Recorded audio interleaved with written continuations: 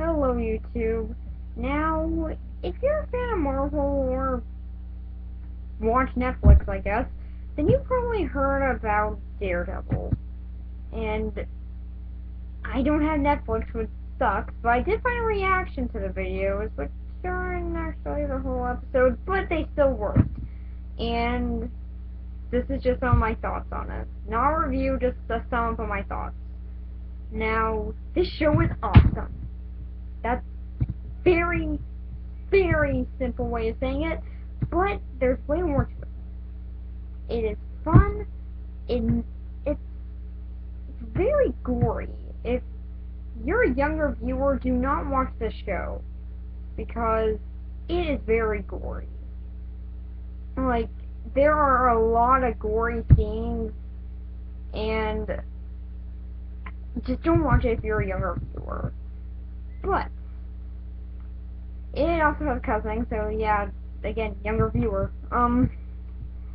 But it still has awesome characters, though I do wish that the Daredevil character was a little bit more fleshed out, saying he does have some character to him. Like, yeah, I can see him as a character, but he doesn't have enough character. He just has half a character, which is he's Daredevil, and also he fights for justice. And yeah, that is kind of good, but aside from that, what else is his actual character? Do you guys know? Because I don't know. And then there's also Nelson, who, yeah, I know he has another name, but I know that's just his last name, but F it. His first name is just really stupid. And Nelson is by far one of my favorite characters, if not is my favorite character on the show. He's funny, he's sarcastic, yet he also knows when stuff's going on and he needs to be serious. And also, in kind of a weird result, he really doesn't like Daredevil. Yeah, he flat out hates Daredevil. He calls him a terrorist. That is until my favorite episode comes along, Nelson and Matt. Nelson versus Matt. That's what I'm calling it because I can never remember Matt's last name. And that's basically where Nelson has now found out that Matt is Daredevil, and they sit down and talk about it. Yeah, most of the episode is just either flashbacks about how they met and how their business came around, or just them talking about it. Sure, they do cut to some other stuff, like Kingpin's still in there, and so are some of the other characters, which I don't care to remember the name of. But yeah, most of the time it's just Nelson and Daredevil. Okay, Matt. But Daredevil's actually hardly in the episode. Just Matt. Are just staying down and just talking about it. Until in the end, Nelson can't take that this is what his friend's been doing behind his back this much and just leaves. So, yeah, that was a very strong episode. And even though the reaction I saw of it was only 15 minutes, I still got the point. I still got what happened. I still really enjoyed it, and that was my favorite episode. Then there's also Kingpin, who, oh my god, this guy is awesome.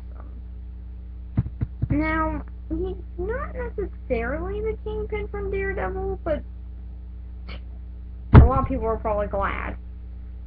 But in this one, he's a lot more hands-on, switching from a calm plotter to a tragic story to a man who's in love to just a guy, just a rage-filled killer. And oh my god, and that happens in a matter of seconds too. Like, there's gonna be one moment where he's like, okay, don't worry, I'll see you, just wait for 20 minutes. Okay, dude, you're dead. I'm gonna kill you now, just so you know. And I'm just like, what? How did he do that? That was really cool. Okay, that is a great actor. Yeah, like, this actor does a great job. I've seen him in a few other things, or at least I've heard about some of his other projects, I think, but yeah, I really do hope that this guy gets more business after this TV show.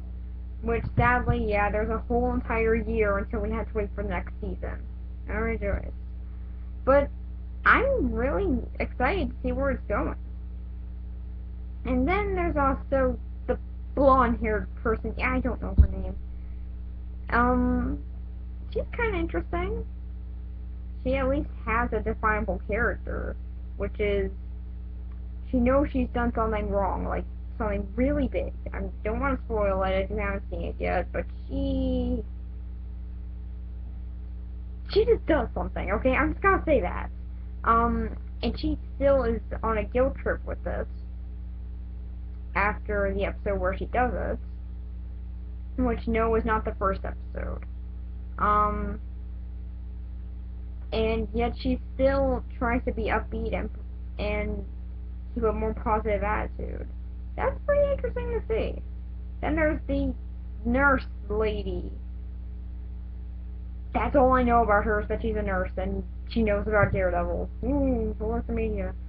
And then there's Kingpin's girlfriend, who's kind of interesting, seeing how she's like, "Oh, you killed your father with a hammer," and then watch your wife, and then watch your mom, saw up his pieces and throw it away. Yeah, like I said, very gory. But she's just like, yeah, okay, I'm just gonna completely accept that without any negative repercussions about that.